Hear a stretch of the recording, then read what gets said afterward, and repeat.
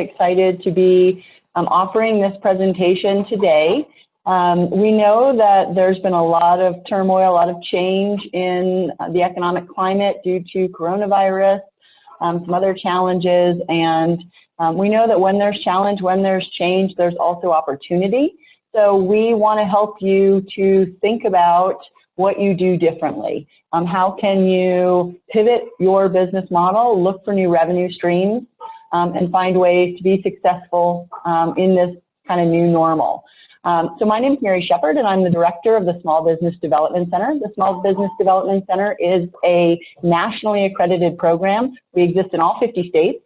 In the state of Colorado, we are part of the Office of Economic Development and International Trade. We have 15 SBDC centers across the state. We work together to provide programming and expertise to all of the businesses across Colorado. Our center is the Southwest Colorado SBDC, and we cover the 5 counties and 2 tribes and all the towns and cities within that area. And I have a whole team of consultants helping me to provide that consulting. The consulting is at no charge to our customers. We also offer trainings and workshops. Currently, we have not been charging for those, but ordinarily we would usually charge a small fee for our workshops and our trainings. So let's go ahead and get started this morning. We're really excited to have Jasper and Rich here. They are 2 of my most experienced consultants. They are also 2 of my leading edge instructors, which our leading edge program that we offer usually about once a year in Durango. We do it once a year over in Cortez with Cindy DeVersden. We've tried to offer it in Pagosa, and we're still open to offering it in Pagosa if we can get a critical mass of businesses that want to do it over there. But this is a multi-session business planning class that we do, a strategy class. So that is something that we are currently doing here in Durango, and if you have interest in that, please let us know. So our first presenter today is Jasper Welch, and a lot of you probably know Jasper. He has decades of experience in management and consulting. He runs his own consulting business. He also was the owner of Basin Printing for years. He also was the founder and owner of Durango Space and currently runs Durango Space, and he'll tell you a little bit about his pivoting right now with his business model with Durango Space. He is kind of a staple in the economic development community here in Southwest Colorado. He is also a mentor for the Southwest Colorado Accelerator Program for Entrepreneurs. So we're really excited to have Jasper join us. And then also Rich Lindblad. Rich has been teaching, both of these gentlemen have been teaching with their consulting with the SBDC for decades, but Rich has been with us for probably close to 20 years, probably most of the time we've been down here. He has a wealth of experience, has worked with pretty much every business in Pagosa Springs and quite a few across the rest of the Southwest. He has also been an instructor of our leading edge class. He also has taught some really important workshops that we've done on avoiding kind of common pitfalls in a business, and he does a great job of helping business owners really look at what they're doing and think about opportunity and look at where they're missing the boat and where they might be able to kind of change what they're doing and create a better, stronger business. So I'm going to let them take over from here. I will pop back in at the end. But thank you all for joining us today. Thank you so much to Rich and to Jasper and to all my consultants who are working super hard right now. Please know that the SBDC is here for you. If you need anything, any business consulting on any topic, please let us know. We've got all kinds of resources that we can leverage for you. So with that, I will go ahead and turn it over to my 2 awesome staff consultants. Good morning. Rich and I are super excited to be here today, and we have a lot to cover. It's not going to be possible to cover everything with the group, but we want to get started.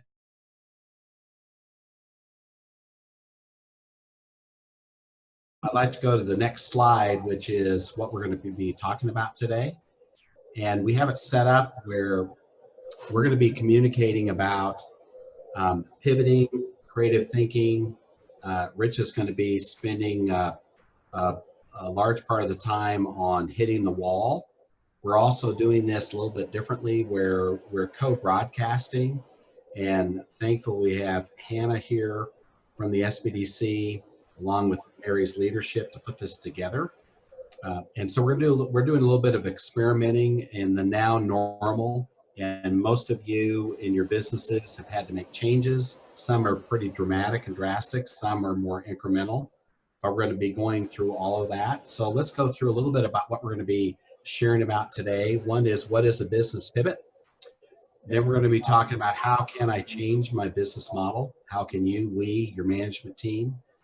Rich is going to be spending some time on 6 different business examples that he's worked with here in Southwest Colorado when they hit the wall and they had to make a significant change. Then we're going to be talking a little bit about creative thinking and innovation, and then helping you walk through, how do you question all of your assumptions? And questioning your assumptions is your pricing right? Is your location right? Is the products and services you sell, is that going to match the market? And this is a time to question all assumptions. And then, what if you do fail while trying? There's a famous book by Theodore Roosevelt, A Speech, which talks about the person in the arena, and that the person in the arena who's trying is really the leader. It's the people that step back in fear and don't do anything. That probably won't work at a time like this. So you're going to have to get into the arena and get a little bit dirty and messy, but that's welcome to small business. So next slide, Hannah. So let's talk a little bit about why businesses fail. And Rich will be chiming in when we get into this section of hitting the wall. But this is research from the U.S. Department of Commerce that the SBA is part of. And here are the 3 reasons that a business fails.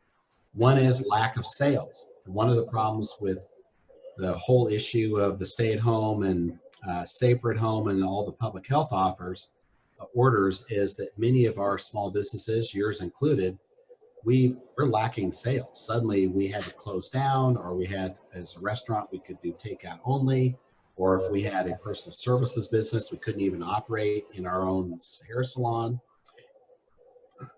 Excuse me. So we had issues of no sales.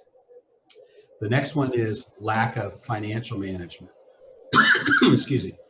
So you can't manage the money, the cash flow, the debt, and it's pretty hard if you have no sales to be able to manage the money.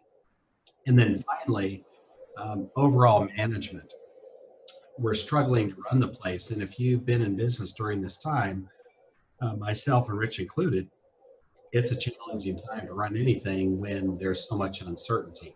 So if those are reasons that business could fail, let's talk a little bit about how we could successfully navigate a situation like this. So next slide. So let's talk a little bit about pivot. We're going to use the term pivot. Rich and I were talking as we got into getting ready for this morning, is that a pivot is kind of a fancy term that business advisors and consultants use. But let's get it more real toward how it's going to impact you. So pivot is anything you're going to do differently in your business to adjust or modify or better meet market conditions. So pivot could be in a number of different areas. And what we've done here is given you a pretty straightforward slide of different ways you could pivot. And Rich is going to be covering them in more specificity when he goes through 6 different business examples, which I think will make it even more relevant to what we're talking about today. But we could increase sales. Now you might ask, well, Jasper and Rich, how can we increase sales when we're actually losing sales? Well, it turns out that you could sell different products. You could drop, you'll see the 4th item is you drop lagging sales segments. It turns out that anything you sell is going to take time and effort.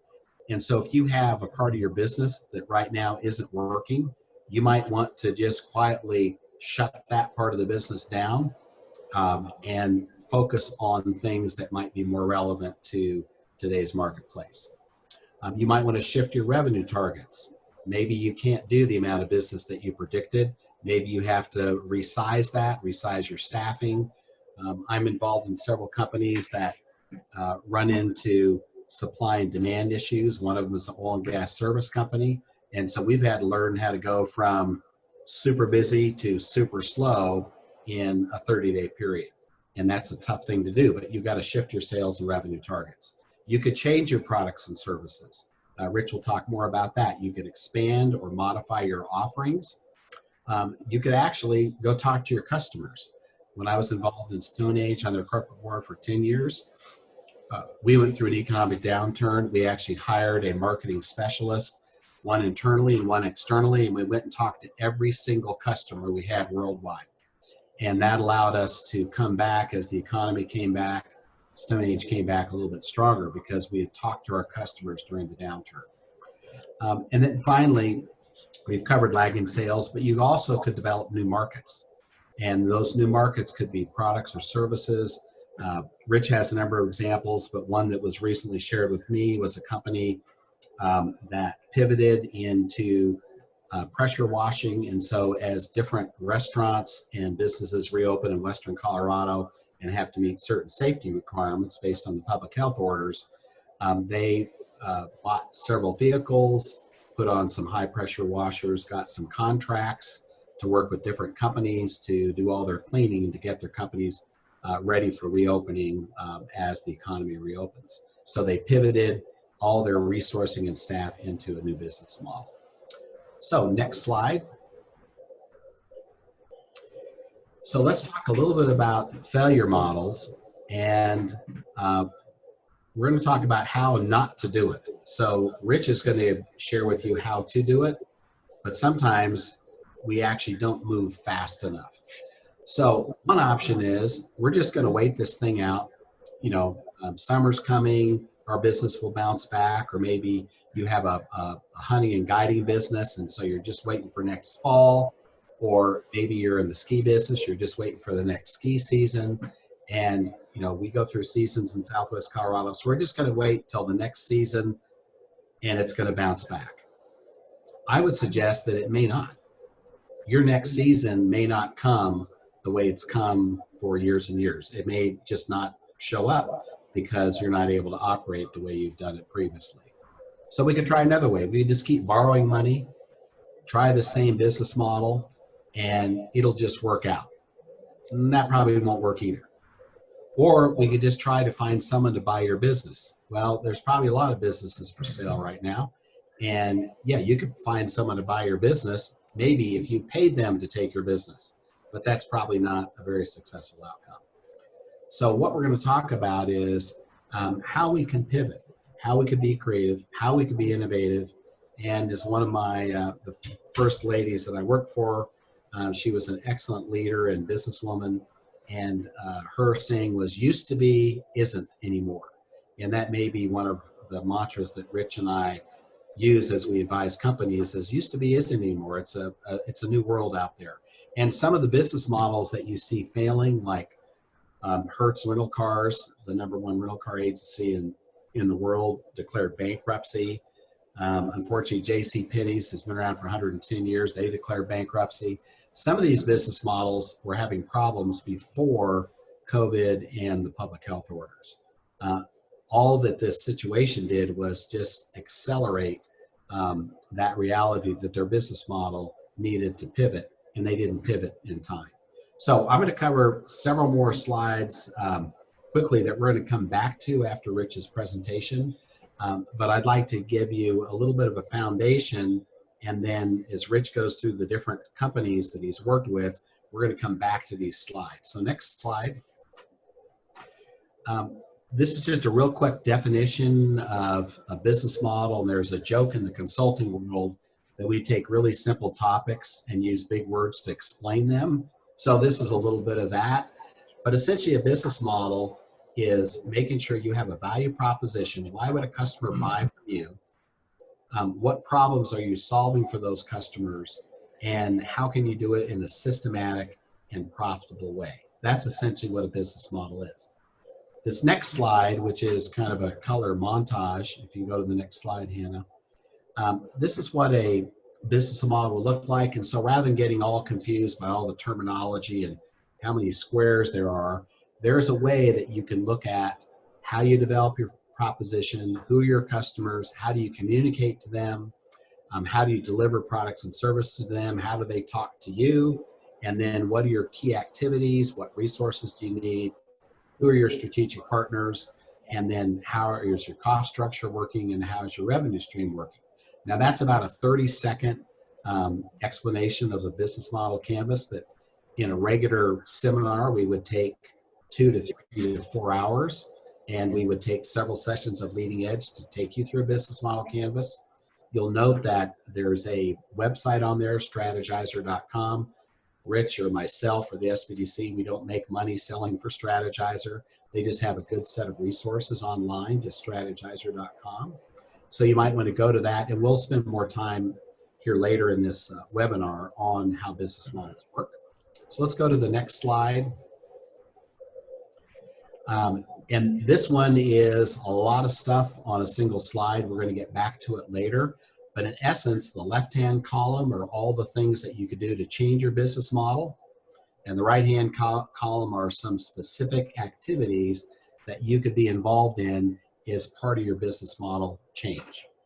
So without going into that in a lot of detail, what I'd like to do, and I realize we've gone through the beginning of the deck in a little bit of faster way, but I really want to get to Rich's presentation on actual businesses he's worked with over the last number of years here in Southwest Colorado.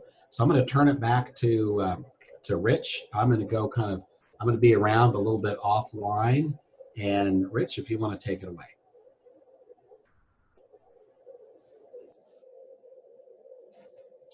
Am I on? Yeah, you're on. Great. Microphone, thank you. There you go. Well, good morning, and thanks for joining us today. As Jasper alluded, I'm here to talk about some of the businesses that I've worked with in the last number of years that have unknowingly pivoted. When a company calls the SBDC and asks for counselor support, they don't do it with the intent of believing that they have to pivot, and pivoting generally takes a lot longer than a visit or two with their counselor. So what I thought I'd do is talk to you a little bit about some of the businesses that I've touched and worked with that have had some really profound results as a result of the interaction that they've had with their counselor and the ultimate outcome of those discussions. The first one that I show on my slide here was a company in Pagosa Springs, actually, called Higher Grounds, and it's a cafe, and the owner actually owns the building, and she had operated this cafe for a number of years, where they sell items in the morning, breakfast items in the morning, and some brunch items middle of the day, and then lunch. And so this facility is open 7 days a week, from 6 in the morning until 2 o'clock in the afternoon, and actually had a fairly high foot traffic level. The owner ran the business for a number of years, and after having been in this business and settled down in terms of the process that they had developed, she finally realized that she's working many hours, and the return on her investment wasn't exactly where she had hoped it would be. And so she asked the SBDC to intervene and perhaps have a discussion with her about how could we improve her revenue line. And so I was fortunate enough to become her counselor and spent many hours trying to understand who her customers were and various price points for products that she offered. And the immediate result was I couldn't conceive of anything that they could do differently until we started to think about the fact that she was not leasing space, but rather owned the space.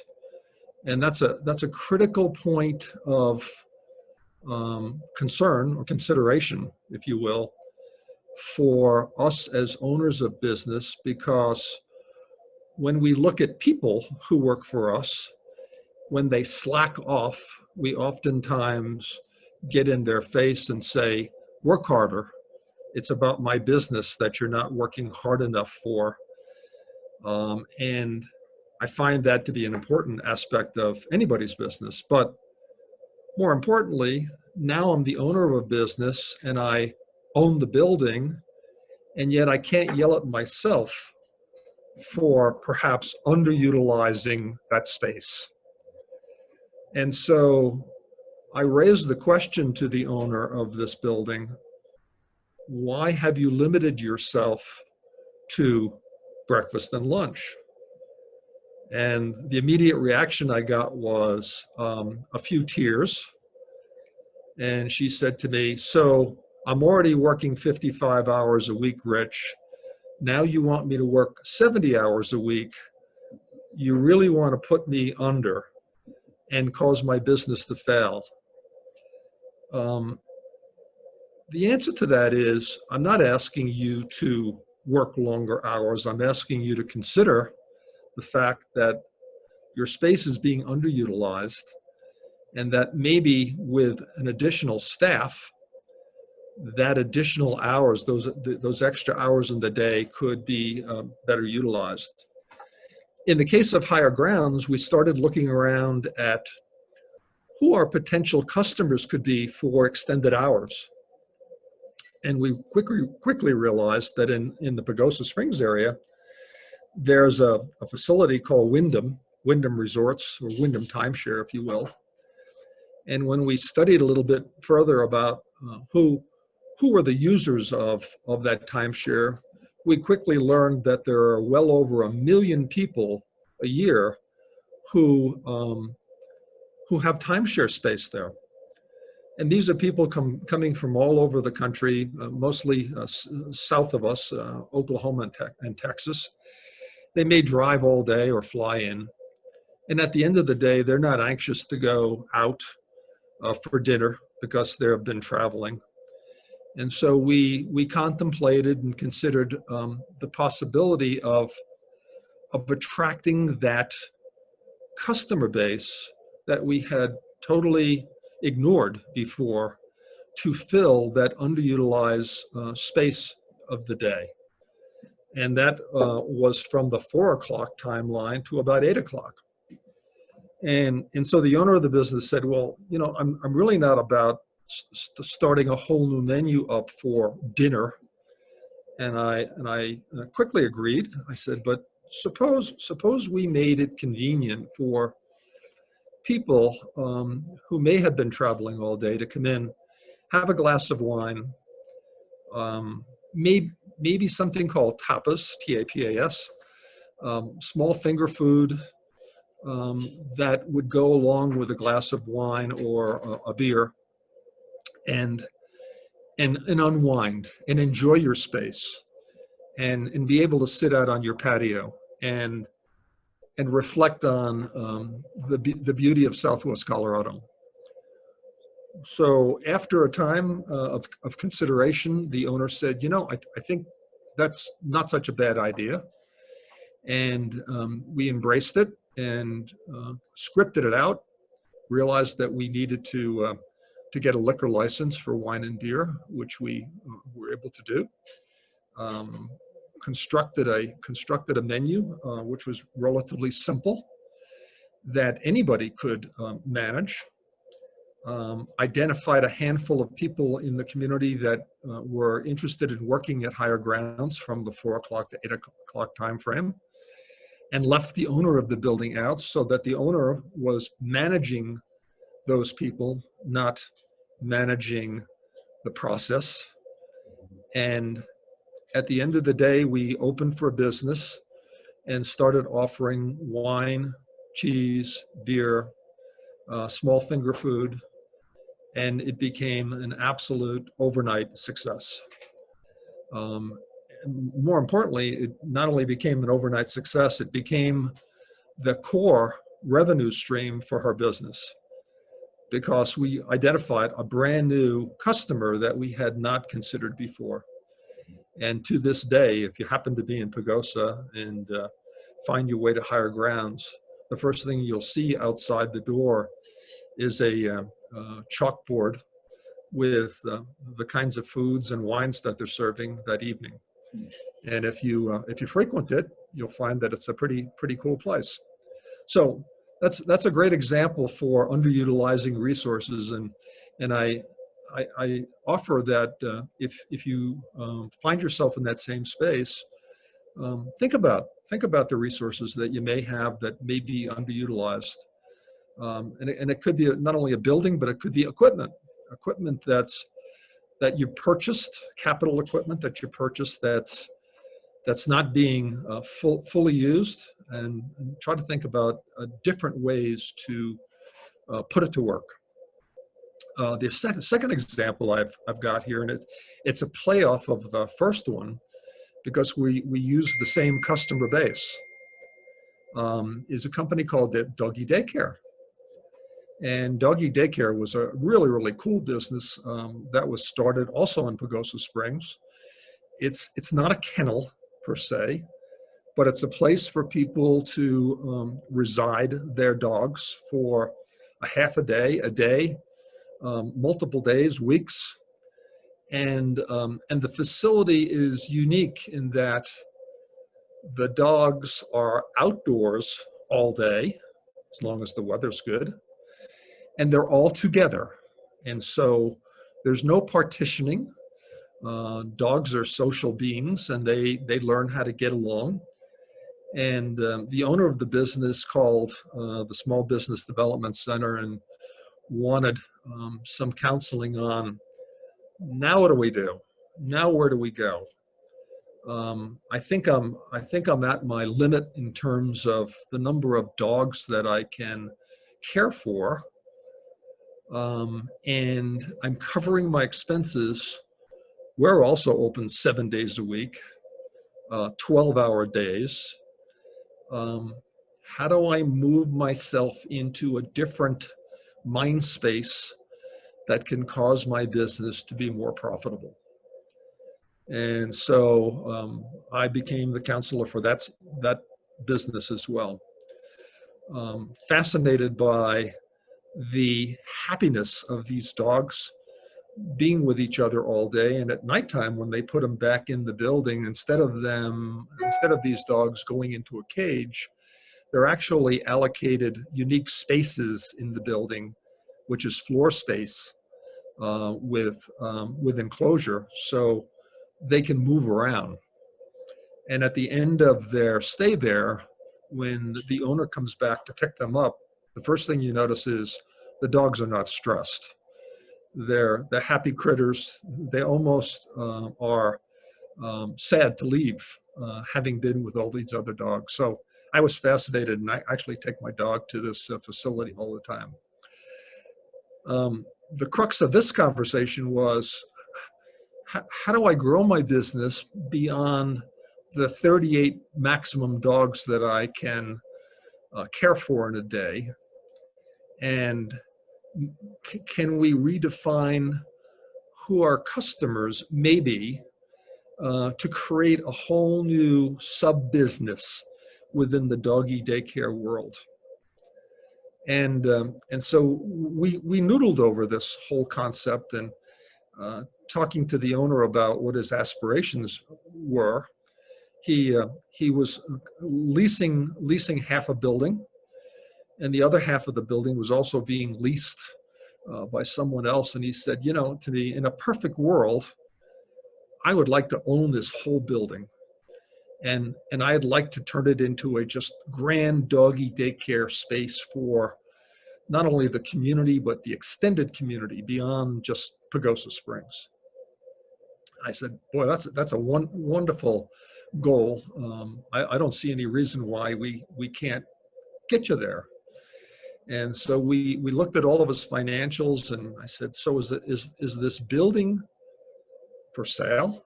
And he said, no, not that I know of. And I said, well, here's your challenge. His name was Jeff. I said, Jeff, why don't you pick up the phone and call the owner and see if that person would ever consider selling the building. And I said, nothing ventured, nothing gained. And so he followed up on that idea. And lo and behold, the owner was interested in selling the business, selling the building.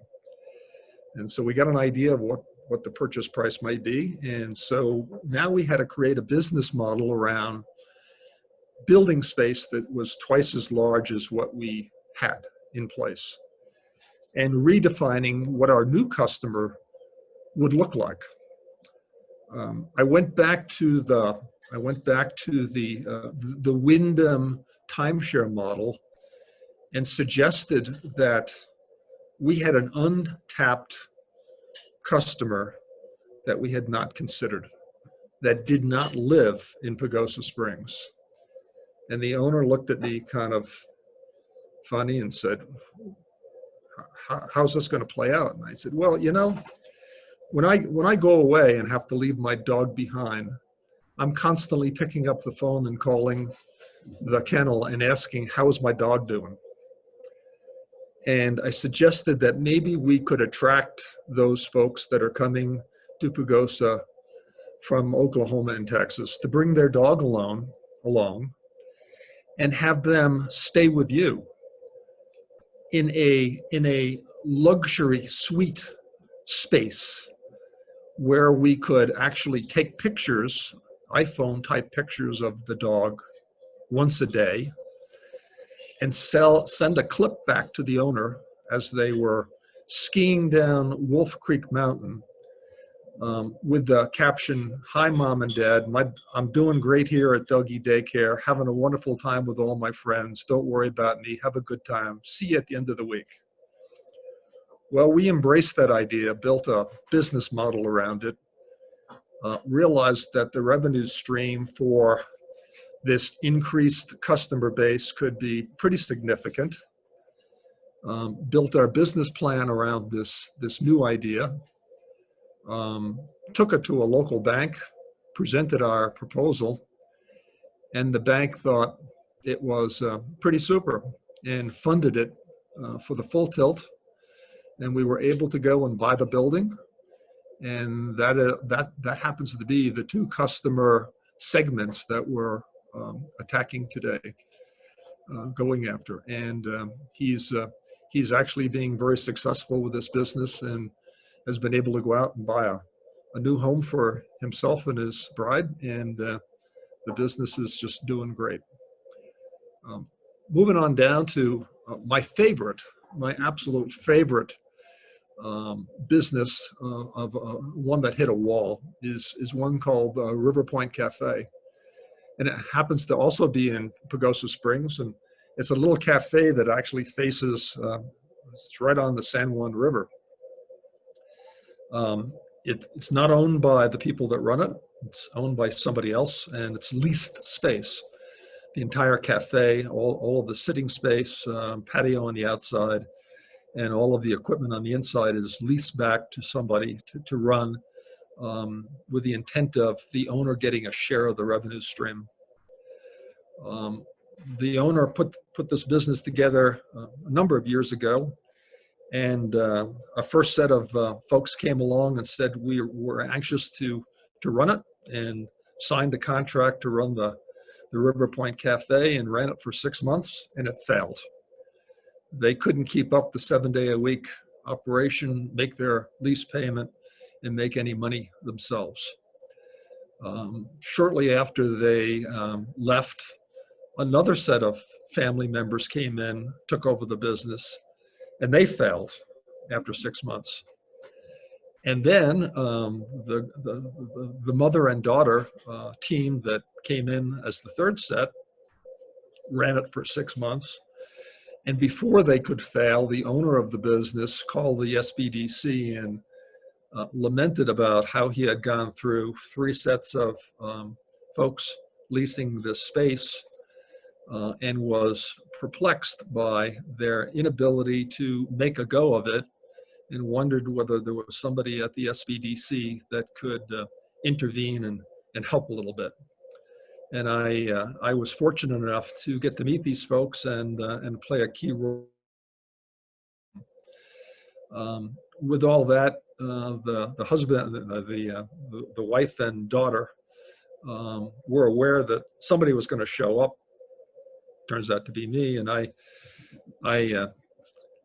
went to the business and didn't let them know who I was first, and just sat and watched foot traffic, and was pretty impressed by the volume of people coming and going, and the amount of business that they were actually doing. But what I firstly recognized was that the mom and daughter who were working behind the counter looked incredibly stressed, because they're working 6 days a week.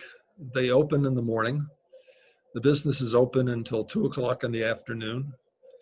They go home after that, do the books, have to get on the phone, order more food and staples, and then start again the next day. And you can only do that so long before the stress factor kicks in, and it's no longer fun for you and for the customers, because the customers quickly recognize that you're not happy campers behind the counter. You're just going through the process of trying to make ends meet.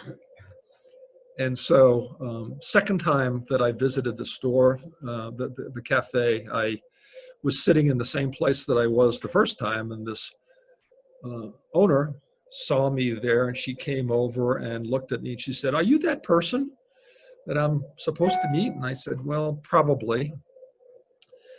And she sat down, and within about a minute, I could see the stress and the emotion and the tears of her potential failure. And she said, "You know, we just can't continue to do what we've been doing. My daughter and I are just totally exhausted, and I'm not sure that there's anything you can do to fix it."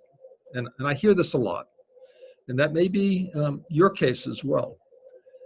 And the first question I asked her was, "So when I come into your place, and it's a grand feeling of walking in, and your chalkboards and the seating and the patio on the outside, I have to ask you, how did you set prices for all of the food items that you have for breakfast and lunch?" And she said, well, got very excited about that question. She said, "Well, it's easy. My daughter and I went up to Main Street, and we ran into the two other cafes that are up on Main Street, and we had breakfast there. And we copied all of the items that they offer for breakfast and lunch, and copied down all of the prices. And we made sure that our prices were comparable to theirs, because that's our competition." "How did I do, Rich?" And I said, "Well, I understand what you said, but I'm not necessarily in agreement with what you did."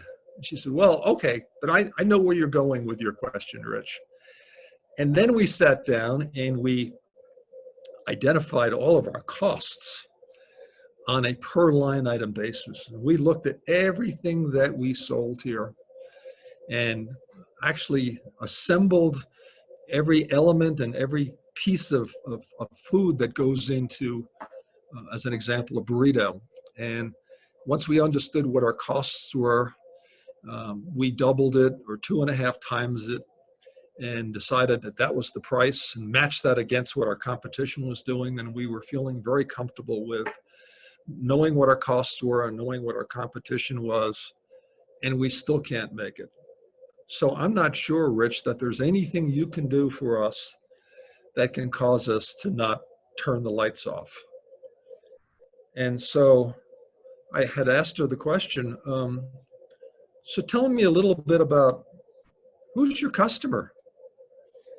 And she didn't understand that question all that well. And I said, well, could you profile your customer for me? And she looked at me inquisitively and said, I'm not even certain that's a legal question to ask me. Can I profile my customer? And I said, well, I want you to tell me, where are they coming from? And with that, there were a couple of folks that came in the front door, turned out to be a husband and wife and a couple kids. And I said, I stopped right there and I said, I want you to tell me everything you know about those folks. And she looked at me and looked at the family and she said, I don't know anything about them. She said, I've lived here my whole life and I don't know who they are. And I asked the next question, do they live here? And she said, I don't think so. I said, well, do you think they stayed overnight here? And she said, probably. And I said, when you watched them come in the door, did you see where they came from? And she said, well, I think they walked across that man bridge that goes across the San Juan River from the Springs Resort. And I said, well, that's a good observation. And if they stayed there last night, what do you think they paid for a room? And she said, well, I know the rooms over there are $250 a night and up. So we can quickly define the fact that they don't live in Pagosa. They're visitors. They stayed at a pretty nice resort. And the reason they're here in your restaurant is not only to be fed, but somebody sent them here for the intent of having a good time. And the fact that your cafe is not on Main Street, and I'm pushing back a little bit on the owner, the fact that your cafe is not on Main Street, you're not competing with those cafes. You have something unique to offer, and it's a fun space. And I think you can charge for that fun space.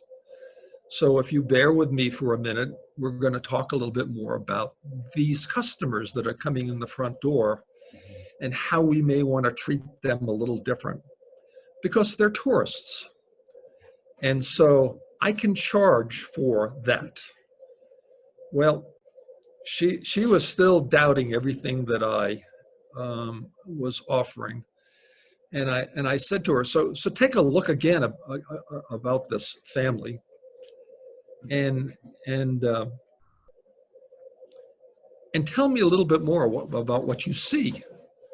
And she said, well, I noticed that the dad has money in his left hand. And I said, yeah, he's got two $20 bills. I said, it's your charge, your challenge to help him spend that money at your place because he wants to spend it so that his family can have a good time. And she's still doubting everything that I'm suggesting. And so I said to her, I said, what we really need to do is we really need to get our arms around, our head around what customer we're trying to attract and what we want to do for them to make this an experience. And the experience is to have a great time, maybe sit out on your patio, maybe listen to some background country music, maybe have somebody like yourself not be behind the counter, but be in front of the counter and with them, making their experience that much better. And so she finally said, okay, I know that if I don't do something radical, like pivot, and that wasn't the word that we used then, but it is a pivot, I'm going to have to turn the lights out. And so my proposal was that since we're not competing with other cafes in the community, that we needed to consider changing the price points on all of the items that she had on her menu because people that are tourists aren't price shopping for food. And I don't really think that somebody who walks into a cafe like that cares whether a burrito on Main Street is $4.95 and a burrito in the River Point Cafe is $5.95. They're there for a different reason. And so we agreed to meet after the store closed and restructure all of her price points. And on average, we raised the prices of everything in her store by 20%. And she was convinced that at the end of the day, she was going to have to turn the lights out. We also recognized she had a point of sale cash register. So this was an opportune time for us to track over the next 30 days what the effect of our 20% price increase was on her business. And she was convinced that it wasn't going to work, and I was thoroughly convinced that it was going to be a huge success. 30 days passed, and she called me and she said, "You know what, Rich? My revenues were way up, and my foot traffic never changed. And not only was I able to pay my rent, but I have money left over. What do I do with it?" And I said, "Well, I think you ought to hire a part-time bookkeeper." And she said, "And then what?" And I said, "Well, I think you ought to go to sleep a little earlier during the afternoon so that your days become a little bit more pleasant for yourself, so that we can start working on the future." Fast forward, she and I and her daughter, 18 months later, neither of this lady and her daughter worked behind the counter any longer. Both of them were out front of the counter, in the space that their customers were occupying, making their customers feel happier about being there. And she had hired in that 18-month period 11 employees, 4 full-time people and 7 part-time people to run the store. That's a pivot in my world, where we went from an actual failure state to a huge success. And it's been in my portfolio of businesses to talk about for a long, long time. This fourth one on the list is also a fascinating story. It's a gentleman who, on a full-time basis, is a driver for FedEx, and he's an avid fisherman.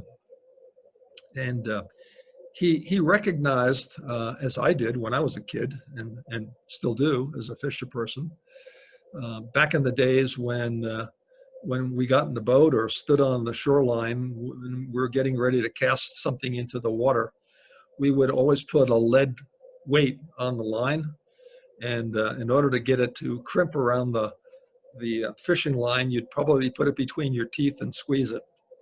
And today we recognize that lead is not the kind of thing we should be using. It contaminates water, contaminates fish, makes fish sick, makes human beings sick.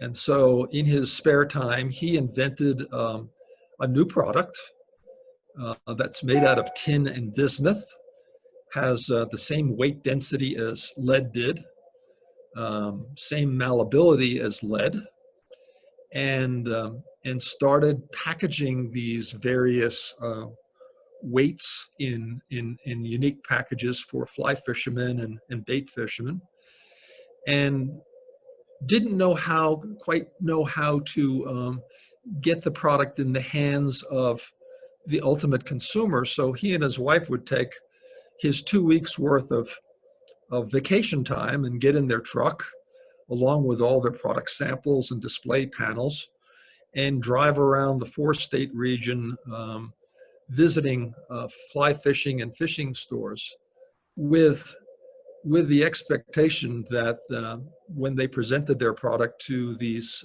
fishing retail stores, that they would buy the display racks and put them on the counter. Well, lo and behold, they were hugely successful. Every store that they brought their product into immediately got the concept and recognized that they could promote the special features of non-lead weights. And he and his wife had done this for about 4 years, taking their 2 weeks and driving around. And he ultimately called the SBDC and said, "You know, we're successful in everything we're doing. Everybody likes our product, but we're not really getting our product into the hands of everybody in the United States that I'd like to have use it. And we just simply don't know how to do that, because in 2 weeks worth of time, I can't go to see everybody." So my pushback to him was, well, you know, what you really need to do is think a little differently about how your product, you know, today you're doing it manually by driving around. Why don't you give some thought to, if you think that you'd like to get the product into fishing stores and fly fishing stores in different parts of the country, maybe regionally, how you would do that. And he looked at me and he said, well, that's what you're for, Rich. And I said, no, no, no, no, no. I want you guys to think about it and try to come up with a concept that may allow you to scale the product. And so a couple of weeks went by and he called me up and said, why don't you come over? We're very excited about the way that we think we can get the product into the marketplace. And so I did. And he proceeded to talk about running classified ads in major newspapers in different parts of the country and hiring salespeople who would represent their product and pay them huge commissions to get the product distributed to these various fishing stores.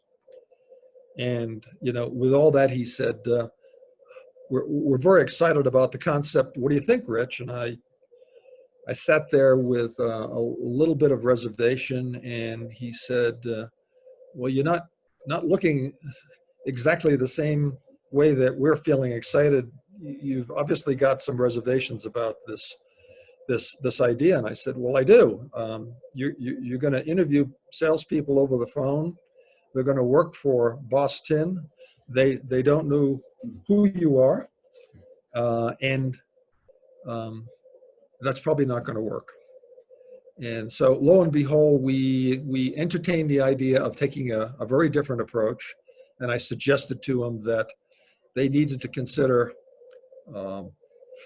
finding a way to get the product into a wholesale chain and perhaps a retail chain at the same time. Long story short, during a trade show that we were doing in Denver for sports and fly fishing, a representative from the Cabela's store came over and was very much interested in our product and offered to consider putting the Boss Tin product in their catalog. And they gave us an opportunity to come to Lincoln, Nebraska and make a presentation on why it was important for them to consider us. We made that presentation, and they have since said, that's the kind of product that we'd like to have in our catalog, and we want to move in that direction. It wasn't long after that we received another phone call from a competitor of Cabela's, which happened to be Bass Pro, and they recognized the product was in the Cabela's catalog and wanted it as well. So the gentleman who owns Boss Tin doesn't do road trips anymore selling it. He's got two major companies who wholesale it, carry it in their warehouse, and then put it on the floor in their retail stores and their catalogs. And it's a major shift in the way that we're able to get the product into the hands of anybody in the country. Let me drop down to the last business on the list, which is Wild Spirit Art Gallery. So I don't run out of time. This should just take 5 minutes. This is another business in Pagosa Springs that was a fairly large space, physical space, that offered artists an opportunity through consignment to show their quality work, whether it be painting, drawing, sculpturing. And the owner of this business called the SBDC and asked for help in trying to better understand why they weren't getting people to buy this consignment work. And so I was very fortunate again to work with a company and redefine product. My first opportunity to see this wonderful Wild Spirits Art Gallery was going in and sitting down and watching lots and lots of people walk in one door, walk through the entire art gallery, and then walk out the other door with no product in hand. And I started thinking about what's going on here. It's almost, the facility was almost behaving like a museum and not a space for purchasing product. And so, having watched this for a while, I asked the owner of the business to take me on a tour and explain some of the product line to me, so that I could get a better handle on what she was selling. She took me to a piece of artwork that was done in watercolors, and it was the Seven Astronauts. A gorgeous, gorgeous piece of work by a very famous Colorado artist. And I looked at the price tag, and it was $10,000 for this piece of artwork. And my first question to her was, how long has that picture been hanging on the wall? And she said, well, 3 years. And that was a giveaway to me, because she was not considering, in my opinion, who her customers were, again, and how much they were willing to pay for a piece of artwork. And so we spent a fair amount of time trying to understand who are the people walking through the store. And for the most part, they're tourists, they're visitors again. And while they may be buying for themselves, they're actually buying gifts for people who may be taking care of the dog or the cat, or taking care of the kids back home. And the price points of these pieces of art were not being considered. And she was not keeping track of how long the product was on the floor or was on the wall. And so for many of these products, they had hung up or had been on the floor for many, many months longer than they should have, and should go back, since they're all consignment, should go back to the artist. And so we spent a whole bunch of time looking at similar art galleries in Colorado to see how they were successful. And what we learned was that for art galleries in tourist communities, the typical period of time for a piece of artwork was 50 to 60 days, and the price points were under $100, not $10,000. And so we reformulated the kinds of things that we were going to offer, and worked with our artists, so that it just became a totally different model. And so those are 5 examples of businesses that could have and should have gone out of business had they not pivoted. And while the term pivot never came up in the conversation, it was the end result of the decisions that they made to move their businesses in a very, very different direction. And so I hope some of these ideas stimulate you to start to think differently about your own business. And I'm hoping at this point that Jasper can talk a little bit about some creative thinking that will cause you to think differently about the opportunities that you may have in your own space to do things somewhat differently. Excellent. Rich, thank you very much. Just so appreciate your specific examples, and we wanted to spend some time on that with the group today to be able to give you specific examples of how people pivoted. And I'm going to ask Hannah to go to the next slide, and while she's doing that, we have opened up the Q&A box. So if you go to the bottom of your Zoom screen, and I have a little sign, we've been doing lots of Zooms. This is called Welcome to Zoomville. So Zoomville is kind of a special place in the world. Sometimes you have it under full control, and sometimes you're just trying to figure it out on the fly. But if you go to the bottom of your Zoom panel, you'll see in the far right, there's a little bubble that says Q&A. And if you want to send Rich and I any questions that you have, We may not be able to answer them during the course of the webinar, but we certainly will take them under consideration. And between Rich and I, we can try to get back to you, but you may have some questions as we go through some of the items today.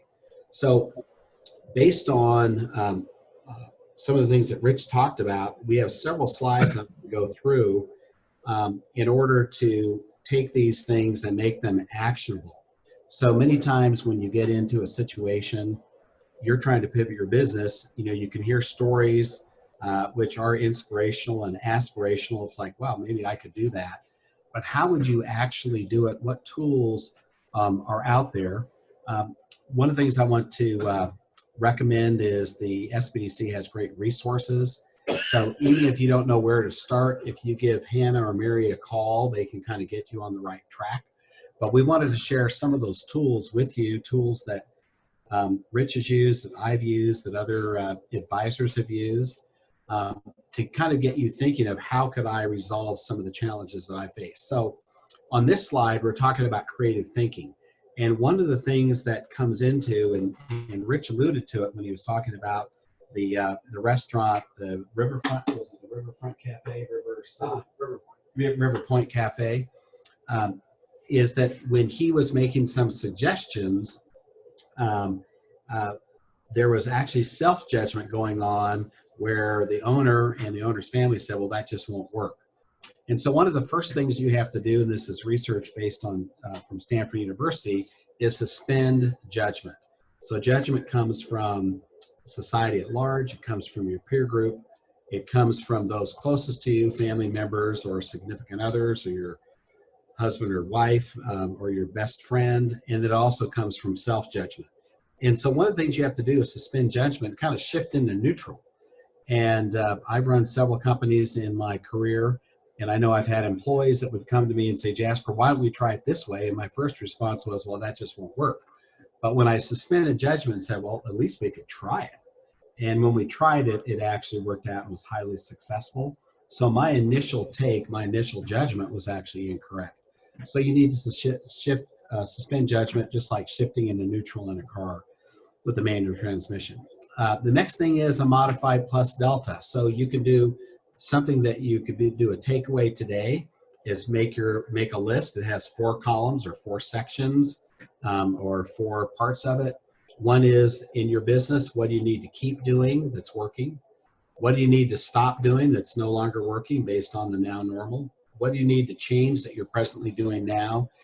And what do you need to start doing? For example, if you don't keep track of your customers in a systematic way, you probably need to get a customer relationship management system. It's called a CRM. You need to track your customer. One of the things that Rich mentioned in the River Point example was that the owner of the restaurant was not tracking her customers. She wasn't paying attention who's coming in the door. That's a super important thing. If you can't do it mentally, just keeping it in your head, you need to have a systematic way to do it as well. And then there are various process tools. Strategic doing is a model that we can just send you the outline on. It's actually looking at what you have and just getting out and doing it, as opposed to lots of planning and no action. This is really a focus on doing things. We're going to talk a little bit more here in a few minutes about the business model canvas and the value proposition. So those are principles of creative thinking. I noticed that it looks like the Q&A box is open. I don't see any questions, but feel free to put those in. So Hannah, if you could go back to, I think it's slide number 12. It's the one prior to Rich's examples. Yeah, right there, perfect. So let's talk a little bit about what kind of things you could do on a pivot, and we'll give you some examples. So if you look at the left-hand column, I have 9 different items. On the right-hand column, I have another list that has, I think, 8 different things on it. Yeah, it's 8. There's nothing magic about the formulas. The reason I picked 9 is that the business model canvas has 9 different areas of the business modeling. But the first one is, what is your value proposition?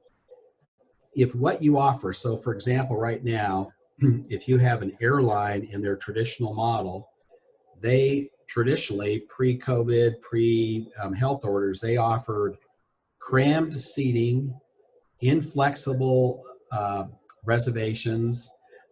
Everything is paid up front. If you change your mind, it's going to cost you more money. You're going to be sitting practically on the person's lap next to you unless you can afford a first class seat. That model is over. And so suddenly you saw the airline shifting to much more flexible reservations policies. Yeah, we're going to give you your money back. If you fly Frontier, you can buy the middle seat. Suddenly, they had to change their business model dramatically. And it remains to be seen which of the airlines are going to be able to come out the other side of this with changing their value proposition. The same thing in any of the travel industry. Right now, they're having to totally rethink their model because their value proposition wasn't matching the marketplace. And we'll see how that comes out. The other thing is on your value proposition is, what have you done with your business activity to add value for the customer? To not add value for yourself, that'll come later if you get your business model right, but how do you add value? If you go to the Strategizer website, they have some excellent resources on your value proposition. If you let Rich and I know, we can send you some information on the value prop, but it's a part of your business modeling and pivot that you need to refocus on. The next thing is you could reassess and redefine your customer segments. So if you were listening to what Rich was saying when he went to the art gallery was selling, I think it was a $10,000 item. Yeah, so they had $10,000 items that maybe you'd see in a Santa Fe or a New York studio art gallery, and really they needed to be having things that were at the $50 to $150 price point, with 100 being about the right place, and it was really going to be something they take home as maybe more of a souvenir art piece or a print, as opposed to taking home a heirloom piece of art. And so in that case, they had to better redefine who their customer was and better redefine what that customer is looking for, and look at, okay, who really are our customers? So a customer segment would be the types of customers that would come and either interact with you, come into your store, interact with your merchandise online. So it's redefining those customer segments. Who is the customer? Another thing you need to look at is, how do you actually distribute? So when Rich used the example of Boss 10, they were doing all what we call direct sales, and they were going to different stores, and that's called a retail channel. And then one day, Cabela's and then eventually Bass Sports, Bass Fishing showed up, and they suddenly had a different channel. And that channel of distribution was a game changer based on the type of volume that they could run through that channel. So a channel is, how is my product or service distributed? Do you sell it direct to your customers? Do you sell it through dealers or a retail channel? Do you sell it online? Do you go to arts and crafts fairs and sell it direct in that type of thing? I remember we had a customer back in the day, and they sold misting devices where you could go to an air show. Their biggest customer space was going to air shows. And then 9/11 happened, and suddenly all the air shows, which was their total distribution model, ended. And they had so much built their business on a distribution channel of going to air shows and selling personal misters when it was a hot day on the tarmac, that suddenly when they lost their primary distribution channel, they basically had to close the business because they were unable to pivot fast enough, and they only had one distribution channel. So you might have to change the way that your business is modeled and how you distribute. There would be another way, which is, why don't you talk to your customers?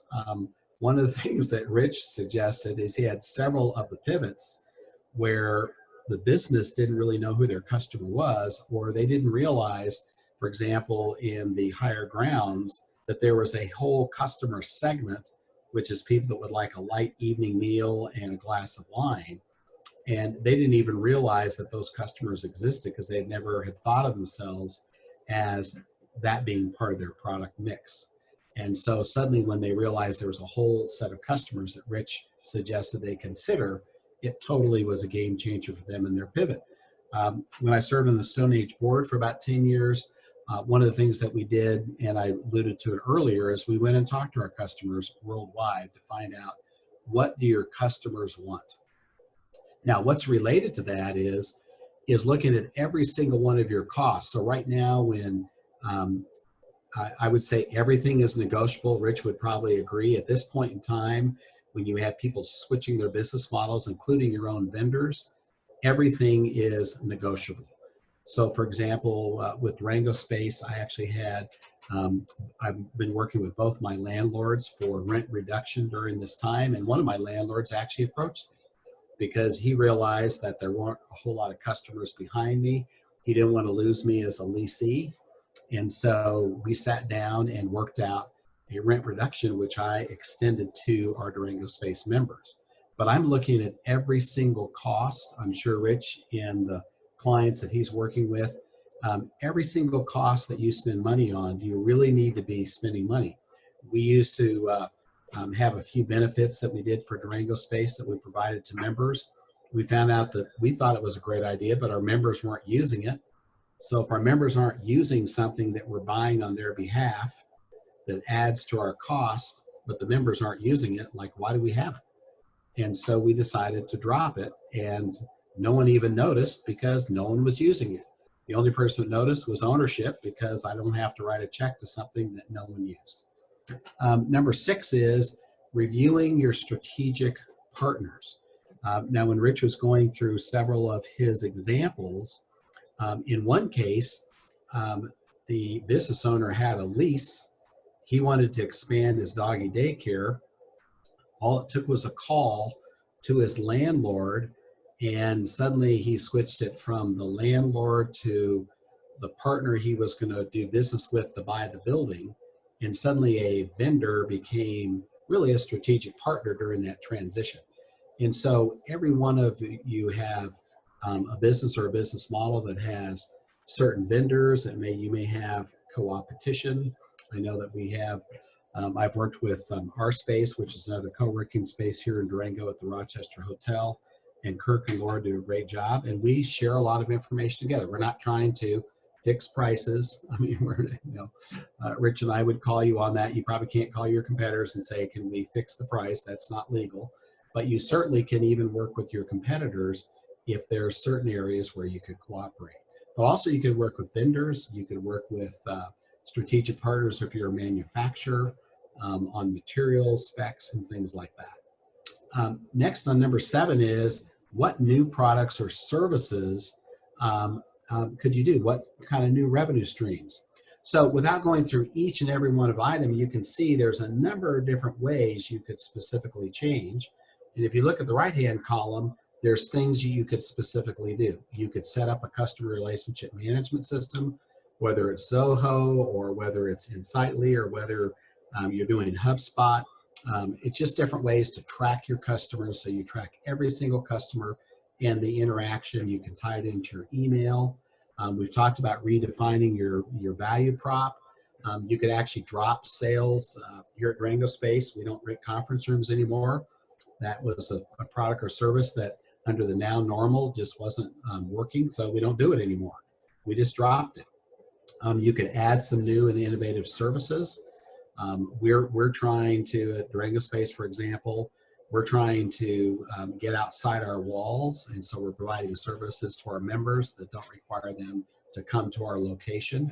We've had to do that during these public health orders. And you can see there's additional things, reassessing your costs, adjusting to the now normal rather than waiting till you have to, and then negotiating with your suppliers, with your vendors, with your partners. And you may have to eventually change your location, change your lease, change your equipment, change your staffing patterns. So if you, like I said, if you have any questions, go ahead and hit that chat box and we'll review those. And I think at this point, Hannah, if you can go to, I think it'd be slide 15. We're going to skip forward.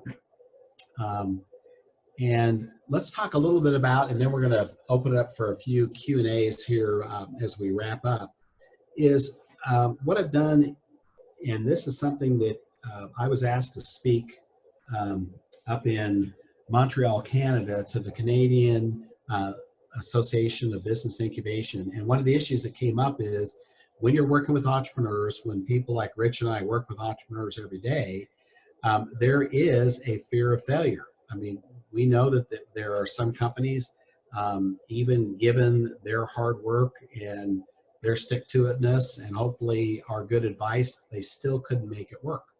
And so one of the things that I was asked to speak about is to talk about failure models and how do you overcome failure and how do you deal with situations when you're faced with failure straight on.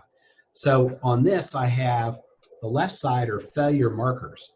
And one of the toughest things for any entrepreneur to do is to admit that they made some mistakes. And I've given you kind of a list of areas. One of the biggest challenges we're facing right now is not pivoting, that people are not willing to change or they're unwilling to go get advice.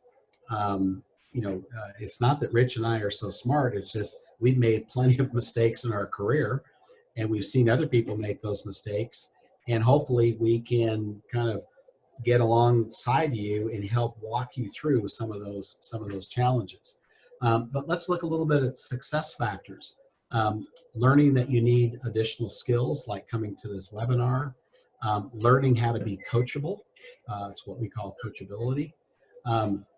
Working on your people skills. It turns out that if you're going to be in business, you got to deal with people. If you can't deal with people, maybe you need to be a life insurance actuarial where you just look at numbers all day and not talk to people. Maybe business isn't for you.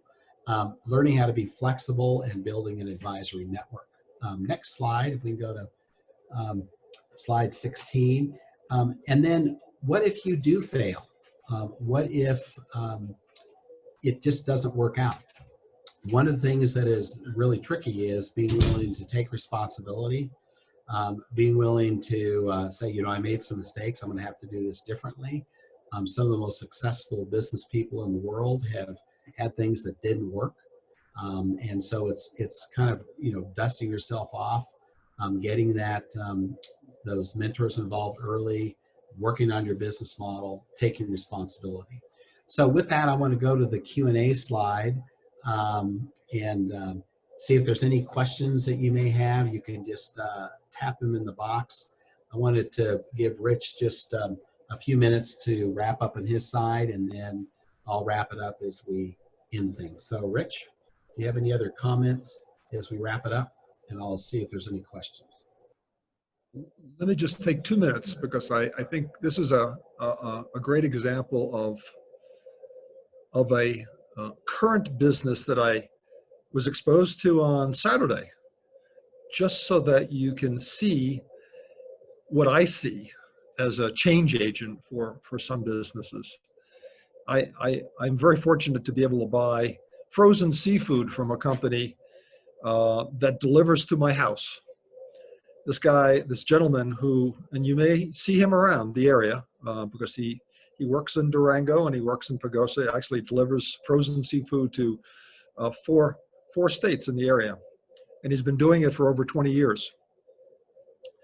And he drives a truck 6 days a week, 100,000 miles a year, literally lives in the truck so that he can provide seafood to people like me. And you pay a price for it. And he delivered seafood to my house on Saturday. And being the inquisitive kind of guy that I am, I asked them a question. So you've been doing this for 20 plus years. Have you considered a different business model? And he was quickly taken back by the fact that this was his business and he liked the way it was running. And he said, well, I'm making $250,000 a year in this business. And I said, well, if I add up your costs, you're probably spending well over $100,000 plus for gas, truck, lodging, food, insurance. And he said, well, yeah, that's probably true. And I asked him if he had considered divorcing himself from the physical driving around and delivering the product to people like me and shifting to a 100% mail order business where he could get product to anywhere in the country in 24 hours. And you and I have done that. I'm using the Amazon model, if you will. And I said, so you could expand your customer base unlimited and not have to be in a car and work from your home, if you will, and have somebody else box it, put a piece of dry ice in, put the label on it, have FedEx pick it up and deliver it. And he flat out refused to embrace that concept because it violated his rules of how his business should operate. And I respect that. That's perfectly okay because that's his business model.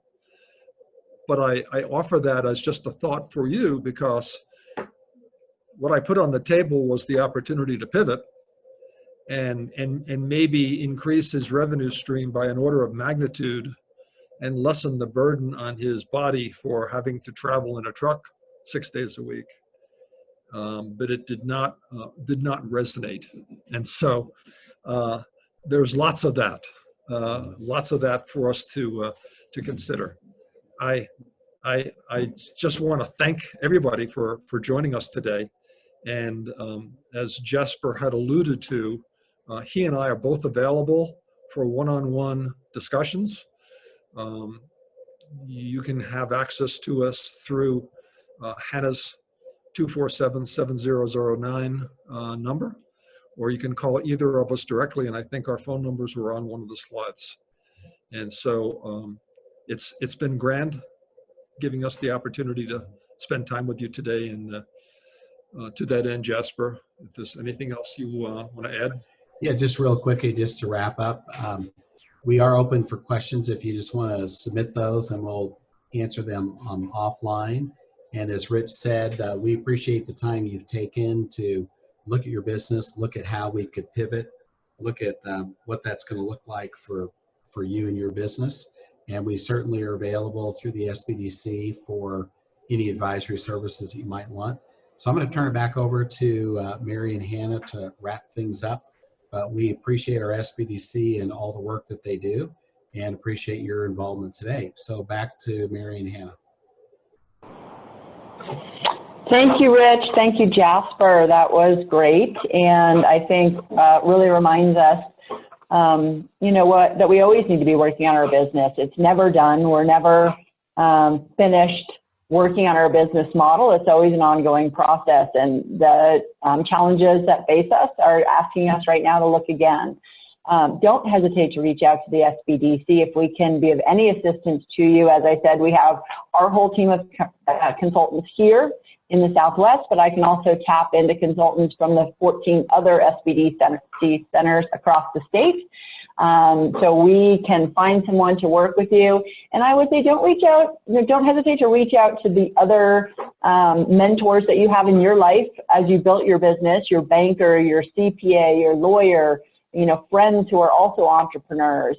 You know, find ways and people you trust, and get other people's eyeballs on, you know, what you're doing. And you may find that somebody may have a great idea that you hadn't even thought of.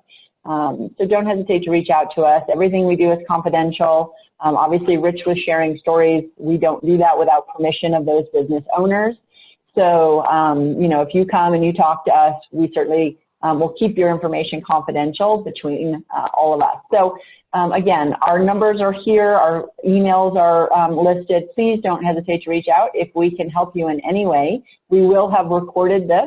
So we'll send out the recording to you. But let us know or recommend it to anybody that you know that might want to watch the recording as well. So with that, I will go ahead and thank everyone for coming.